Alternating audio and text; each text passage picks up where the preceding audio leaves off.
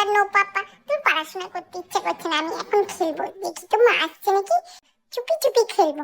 এটি দিয়ে এইদিকে আয়, আমি তোর সাথে খেলবো। তুই তো কথাও বলতে পারিস না, হাদুরাম একটা। চল আমরা খেলি। সারাদিন পড়া পড়া করতে ভালো লাগে বল? তুই ভালো আছিস বল? কি সুন্দর তোর পড়তে হয় না। কি হলো? কোনো গলার আওয়াজ পাচ্ছি না যে রায়। আমি বললাম জোরে জোরে পড়, আমি রান্নাঘর থেকে শুনবো। আচ্ছা, তুমি এখন পড়া বাদ দিয়ে তুমি টেডি নিয়ে খেলছো, তাই বলি রায়ের গলা কেন শুনতে পাচ্ছি না, কেন পড়ার আওয়াজ নেই?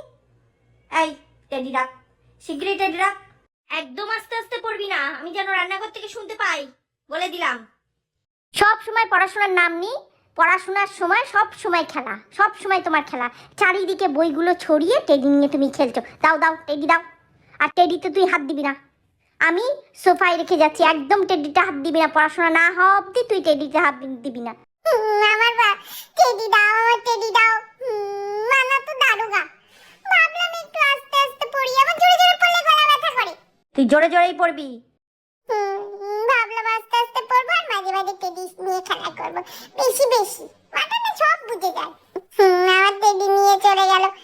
একদম কথা বলবি না, জোরে জোরে পড়, আমি যেন রান্নাঘর থেকে শুনতে পাই, বুঝলি?